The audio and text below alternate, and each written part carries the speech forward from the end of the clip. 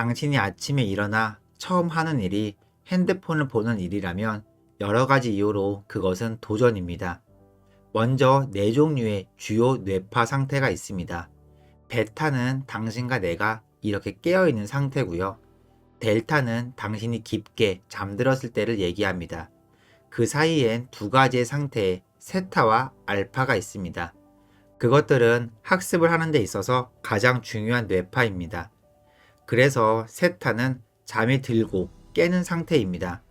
세타 상태는 우리가 창의적이라고 부르는 상태인 것입니다. 당신이 가장 창의적일 때 대부분은 세타 상태에 있기 때문이죠. 당신은 알고 있지 않았나요?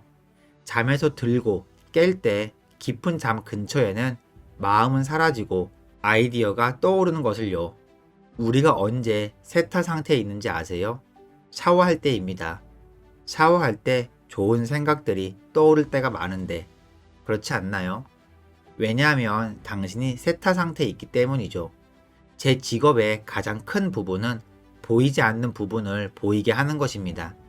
이런 이론을 입증하는 실험을 진행할 때는 저는 항상 사람들에게 내가 해보고 있음을 말합니다.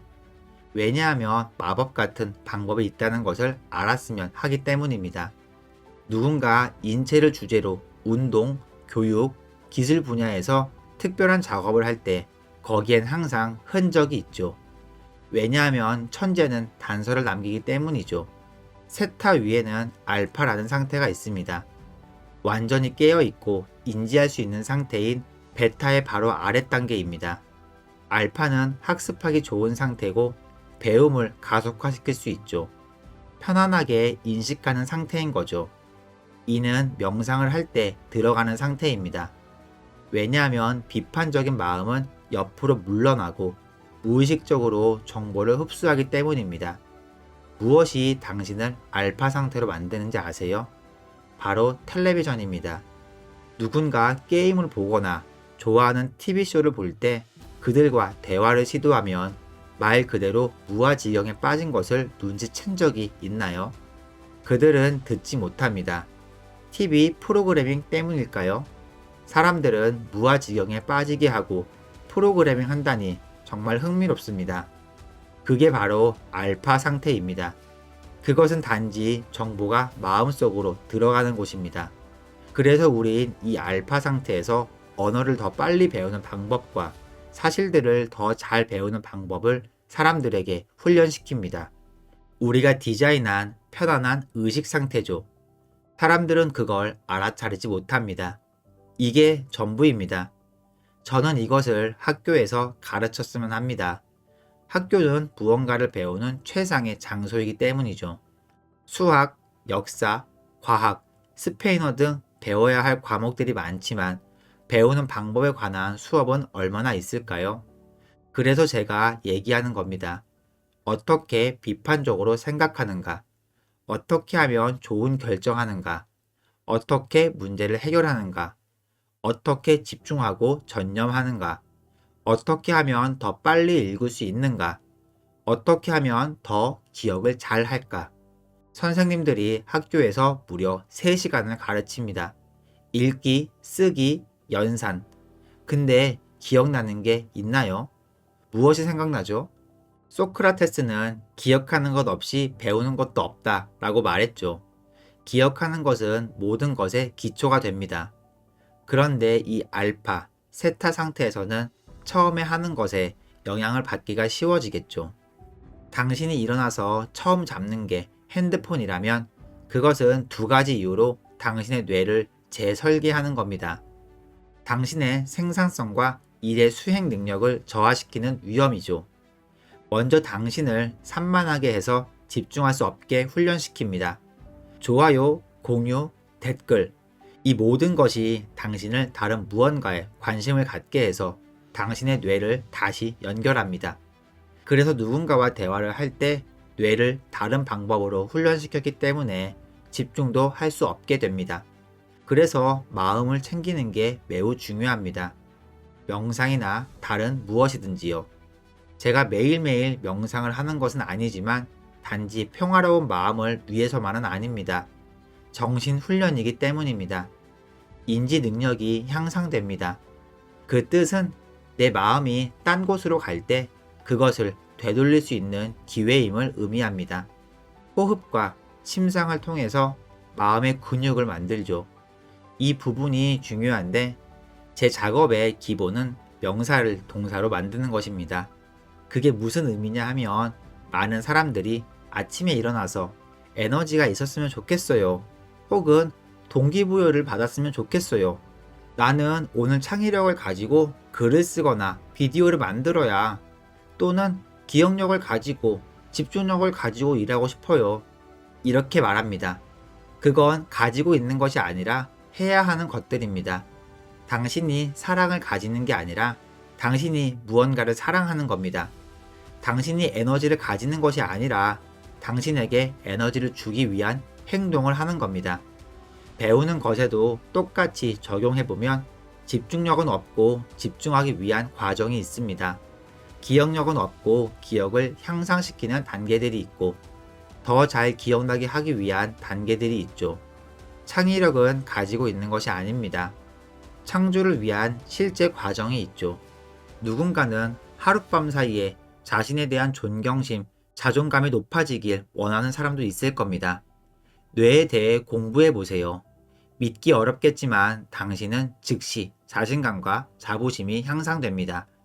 뭐라고 해야 할지 모르겠는데 우주의 어떤 장치, 우주의 슈퍼컴퓨터, 화성이나 먼 다른 곳에 나아가야 되는 게 아닙니다. 바로 이 머리 안에 있는 거죠. 이곳 바로 두뇌에서 통제하기 때문입니다. 우리의 직장 생활, 수입, 건강, 관계들 이건 모두 다요. 당신이 철인 3종 경기나 다른 경기를 훈련할 때 정신은 어느 정도일까요? 모든 사람은 무엇을 해야 할지는 알죠. 그러나 아는 것을 하고 있을까요? 상식이라고 해서 습관이 되는 것은 아니기 때문이죠. 지식은 힘이다는 그냥 신화 같은 겁니다. 지식은 힘이 되는 잠재력을 가지고 있어요. 그러나 지식을 사용하거나 적용하면 비로소 그건 능력이 됩니다. 사람들은 책꽂이에 있는 책들을 사는 것에는 점수를 주어야 한다고 생각하죠. 자기 자신이 아닌 책꽂이한테는 도움이 되겠네요. 누군가는 무엇을 배우고 누구는 팟캐스트를 듣거나 어떤 쇼에 가고 회의에 참석할 겁니다. 그들은 모두 돈을 지불하겠지만 배운 것으로 뭔가를 하지 않죠. 그리고 일부는 완전히 잊어버립니다. 우리는 학습 곡선에 대해서 알고 있습니다. 그러나 망각 곡선이란 것도 있죠.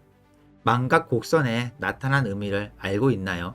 그러니까 당신이 뭔가를 한번 배우면 48시간 안에 80%가 사라집니다. 당신이 쇼를 듣고 유튜브로 뭔가를 보고 회의에 참석하고 책을 읽는 것들이 이틀 안에는 대부분 기억에서 사라집니다. 그 누구도 우리에게 기억이 중요한 이유를 가르쳐 주지 않았어요. 그래서 첫 번째, 핸드폰을 만지지 마세요. 당신을 집중이 안 되게 만듭니다. 두 번째는 뇌가 반응할 수 있도록 훈련하는 것입니다. 반응이란 의미는 편안한 인지 상태에 있는 것을 뜻합니다. 처음 깨어났을 때 핸드폰을 들고 나쁜 뉴스를 문자나 이메일로 받게 되면 그것은 우리 모두에게 일어난 일이 돼버립니다. 당신은 하루 종일 우울한 기분이 됩니다. 왜냐하면 외부의 영향을 쉽게 받는 상태이기 때문이죠. 당신은 최면 상태에 있고 그 나쁜 소식은 당신에게 영향을 주게 됩니다. 당신은 좋은 삶의 질을 가질 수 없습니다. 다른 모든 사람들과 교류할 때는 최상의 컨디션 상태로 실력을 갖춘 멘탈 공연자나 최고의 연기자가 되어야 합니다. 저 같은 경우에는 전날 밤에 매일 아침 저의 두뇌를 깨우는 모닝 루틴 10가지를 되새기고 그리고 깊은 숙면을 위해 1시간 이브닝 루틴을 가집니다. 왜냐하면 수면은 매우 중요하기 때문입니다. 하지만 내가 하는 과정 중 하나는 암막 커튼, 시원한 온도, 호흡, 명상, 이것 이외에도 터치 스크린을 만지지 않습니다. 왜냐하면 블루라이트이기 때문입니다. 사람들은 이걸 알아야 합니다. 노트북, 스마트폰 등 모든 것들이 휴식을 취하고 잠을 자게 하는 멜라토닌을 억제하는 파란 빛을 냅니다. 그렇기에 화면을 보지 않습니다.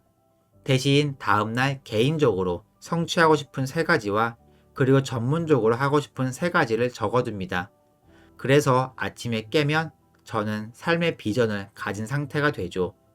만약 개인적인 세 가지 일과 전문적인 세 가지 일을 했다면 그날은 승리의 날이 됩니다. 전화가 왔을 때 적어도 한 가지 일이 끝날 때까지는 저는 핸드폰을 만지지 않습니다. 그건 저만의 테스트죠. 그렇게 한다 해도 항상 완벽하진 않습니다.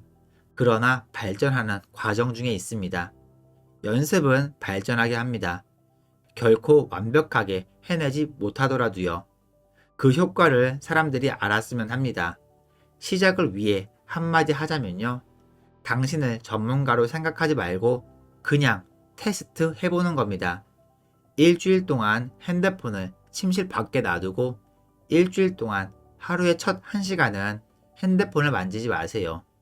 하루 처음 1시간 온도 조절기가 되어야 합니다. 온도계가 되지 말고요. 왜냐하면 온도계의 기능이 뭐죠? 환경에 바로 반응하기 때문인데요. 온도 조절기는 다르죠. 그것들의 기능을 잘 고민해 보시기 바랍니다. 온도 조절기는 환경을 만들고 목표를 만들고 온도를 세팅하죠. 그리고 나면 환경이 그것에 맞게 따라 오르게 되죠. 그래서 이런 영상을 시청하는 모든 사람들은 성장 마인드를 가지고 있기에 온도계가 아닌 온도 조절기가 되어야 된다고 생각합니다. 만약 그들의 생각이 고정된 상태에 있다면 이런 영상을 보지 않을 테니까요. 핵심은 뭐냐면 모든 것이 이미 정해졌고 고정된 상태라면 우리는 성장할 수가 없다는 겁니다. 하나의 실험을 했습니다.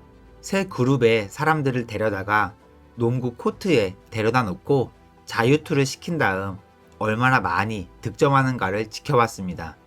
그리고 난 후 그룹 A, B, C에게 각각 다른 지시를 했습니다. 그룹 A, 앞으로 30일 동안 하루에 1시간씩 자유투 연습하기. 그룹 B, 코트에 나가지 말고 공을 만지지도 말고 머릿속으로만 상상하는 연습하기. 자유투를 성공적으로 던지는 본인의 모습 상상하기. 그룹 C, 앞으로 30일 동안 연습을 전혀 하지 못하게 하기. 농구에 대해 생각하지도 말고 농구 공도 전혀 못 만지게 하기. 30일이 지난 후 놀라운 결과를 발견했습니다. 매일 1시간씩 연습만 한 그룹 A의 실력은 24% 향상했습니다. 당연히 그렇겠죠? 왜냐하면 연습은 실력을 향상시키니까요. 그룹 C는 농구공을 만지지도 않고 농구에 대해서 전혀 생각도 하지 않았기 때문에 아무 진전이 없었습니다. 연습이 없으면 진전도 없습니다. 그런데 놀라운 건 그룹 B였어요. 이 사람들은 코트에 가지도 않고 농구화를 신고 공을 던지지도 않았어요. 그냥 마음속으로만 열심히 연습했을 뿐인데 실력이 23% 향상했습니다. 실제로 코트에 가서 연습한 사람들보다 단지 1% 낮을 뿐이죠. 이것은 정신이 그만큼 강력하다는 증거입니다. 로저 베니스터도 자신의 성공을 시각화해서 결국 성공을 이룬 선수였습니다. 위대한 운동선수들은 신체적인 훈련만 하는 것이 아닙니다. 그들은 정신적 훈련을 통해 결과를 발전시킵니다. 이 강의에서 제가 여러분에게 원하는 것은 시각화 기술을 연습하는 것입니다. 여러분의 완벽한 하루를 상상하시기 바랍니다. 여러분의 잠재력이 터지는 하루는 어떤 모습일까요? 아침에 일어나 잠자리에 들 때까지 완벽한 하루를 그려보세요.